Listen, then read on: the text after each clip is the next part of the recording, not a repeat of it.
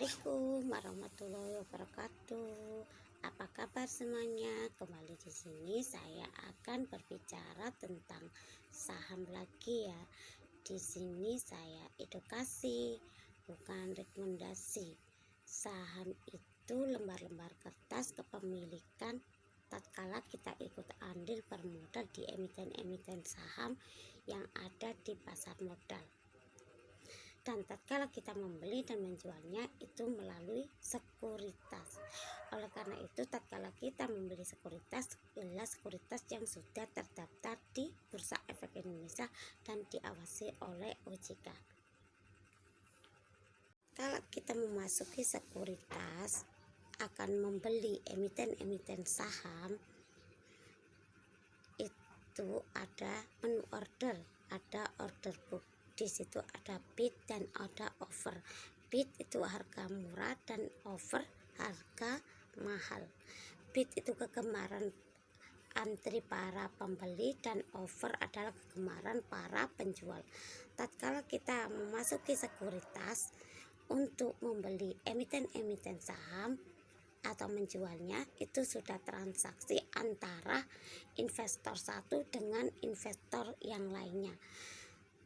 Akan tetapi tatkala IPO itu adalah inisial public offering.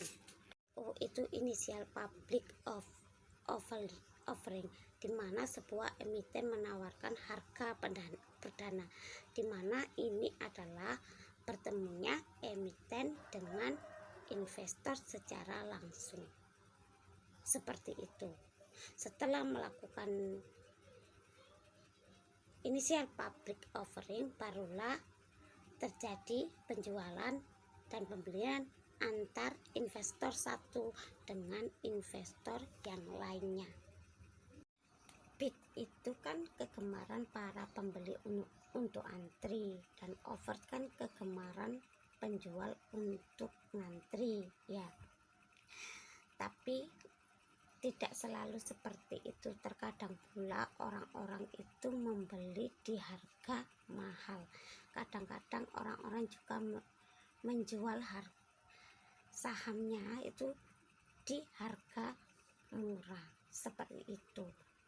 Kalau menjual di harga murah itu namanya hajar kiri. Kalau membeli di harga mahal itu namanya hajar kanan. Seperti itu. Saham itu kan selalu turun naik seperti itu ya.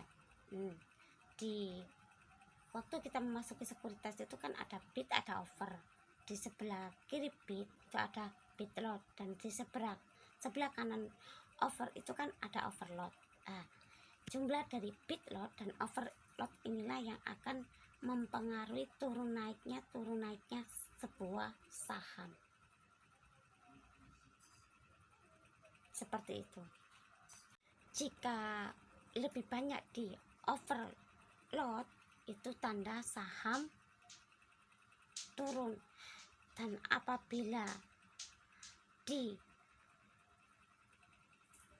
bid lot yang lebih banyak itu tanda saham naik.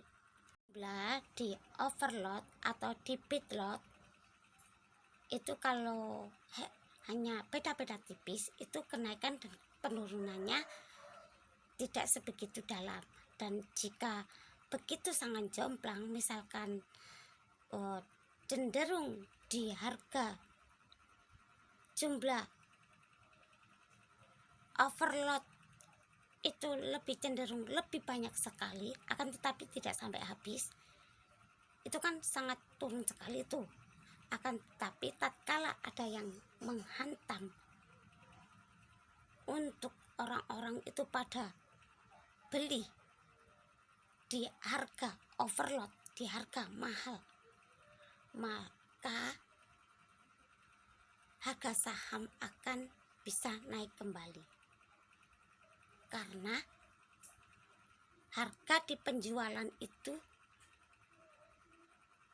mulai berkurang karena sudah ada yang membeli. Jadi harga di jumlah di overload itu kan berkurang tuh karena ada yang membeli, jadi harga saham itu bisa naik kembali seperti itu.